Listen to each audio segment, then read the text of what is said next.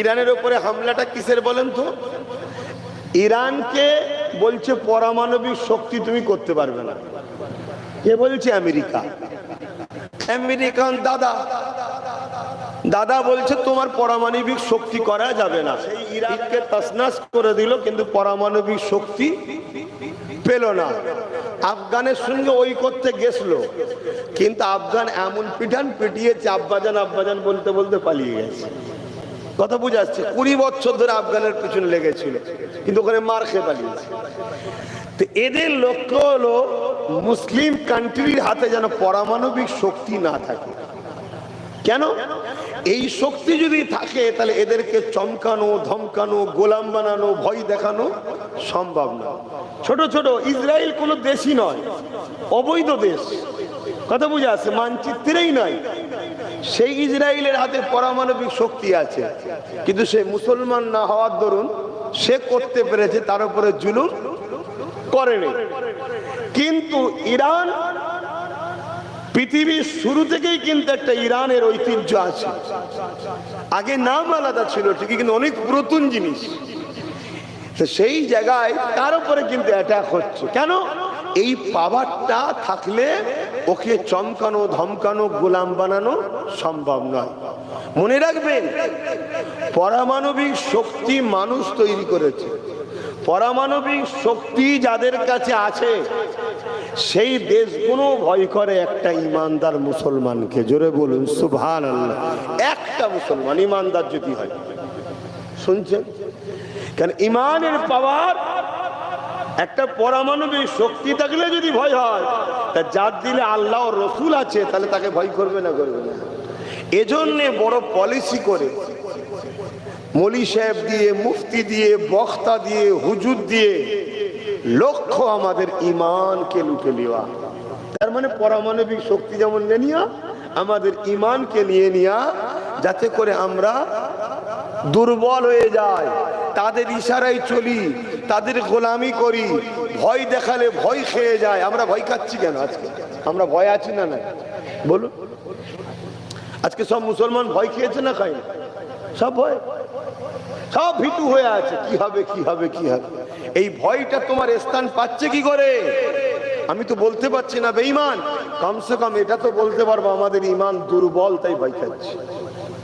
আর ইমান যদি শক্তিশালী থাকতো তাহলে এক মঈনুদ্দিন আজমিরি, খাজা গরিবে নওয়াজ পুরো ভারতের জালিম শাসকদের বিরুদ্ধে একা লড়াই করেছে। জোরে বলুন সুবহানাল্লাহ।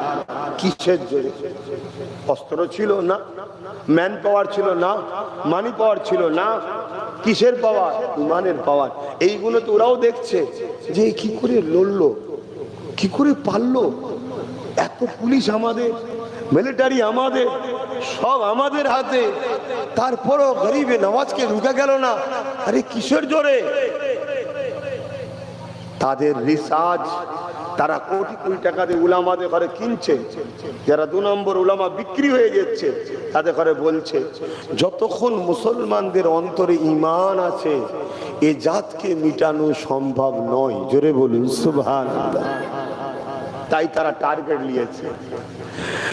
নামাজ দিচ্ছ দাও, রোজা দিচ্ছ দাও, হজ দিচ্ছ দাও, দান খায়রাত দিচ্ছ দাও, দাড়ি টুপিলে কোনো ইখতিলাফে যেও না, সব কিছুতে চুপচাপ থাকো, কিন্তু মুহাম্মদ রাসূলুল্লাহর আদবার প্রেমটা কেড়ে নাও। কেননা একটা গাছের ডালপালা, পাতা, ফলমূল সবই রয়েছে, থাক, ওগুলো কাটতে গেলে মানুষের নজর পড়ে যাবে। এটা প্রকাশ্য, গাছের ডাল কাটছিস কেন না? লোক বলবে এগুলো আছে, থাক, শুধু গাছের দরদি সেজে পানি দাও, কিন্তু পানিটা গরম পানি দাও।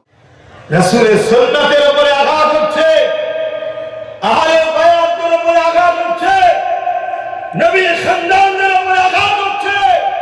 এই উম্মতে মুহাম্মাদী যারা আঘাত দিচ্ছে কোন একটা জায়গায়, তাদেরকেই তো শক্তিশালী আমরাই করে ফেলছি। বলো আমার কথা ভুল হচ্ছে?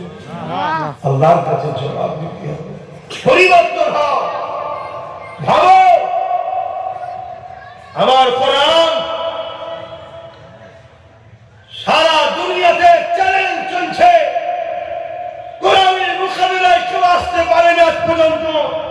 এই কোরআন যুগ যুগ ধরে চ্যালেঞ্জ দিচ্ছে, যদি এই কোরআনকে কেউ বলো মানুষের লেখা, কোরআন বলছে তোমরা আল্লাহ ছাড়া সবাই এক জায়গায় হও, হয়ে কোরআনের না একটা কিতাব তো লিখতে পারবে না, কমসে কম একটা সূরা লিখে দেখাও। এই চ্যালেঞ্জে পৃথিবীতে 1450-1500 বছর আজ পর্যন্ত কেউ আসতে পেরেছে না। গত কয়েকদিন আগে ফোর পাস চরিত্রহীন জালিম সে বলছে কোরআনের মধ্যে ভুল আছে, আর কোরআন নাকি মানুষ লিখেছে। কথা বুঝে আসছে না? তাহলে তোমরা যতগুলো জালিম অত্যাচারী আছো সব এক জায়গায় হও না, হয়ে দেখাও না একটা সূরা লিখে। এই কোরআনকে নিয়ে পৃথিবীতে যুগে যুগে রিসার্চ হচ্ছে। কেউ 7-8 বছর, কেউ 8 বছর ধরে রিসার্চ করার পর তারা বলতে বাধ্য হয়েছে কোরআন কোন মানুষের কথা নয়, কোরআন হলো কালামুল্লাহ, আল্লাহর কথা। তাই আমিও কোরআনকে মেনে নিলাম। জোরে বলুন। আমেরিকা বলুন, ব্রিটেন বলুন, ফ্রান্স বলুন, হিন্দুস্তান বলুন, আজও দলে দলে দলে দলে দলে দলে মানুষ কোরআনের দিকে আসছে। জোরে বলুন সুবহানাল্লাহ। তাই এরা কোনো দিক দিয়ে বাদ দিতে পারছে না, লাস্টে কোরআনের নামে মিথ্যাচার করছে। কোরআনের নামে মিথ্যাচার করছে। কোথা থেকে একটা কি লিখে দিয়ে ফেসবুকে ছেড়ে দিয়ে বলছে এই দেখো আমি যা বলেছিলাম এই তো। ওরে মূর্খ, কোরআনের শানে নজুল কাকে বলে বুঝিস? অর্থাৎ আয়াতটা নাজিল হয়েছে কারণ কি এটা বুঝিস? নাসিখ মনসুখ বুঝিস? কোরআনের অনেক আয়াত আছে, একটা আয়াতকে আরেকটা আয়াতকে আল্লাহ রদ করেছে, বাতিল করে দিয়েছে। কিন্তু কোরআনের আয়াত সেটাকে অস্বীকার করলে ইমান চলে যাবে, কিন্তু এটা প্রযোজ্য নয়। কথা আমাদের ঢুকছে না? ঢুকে না?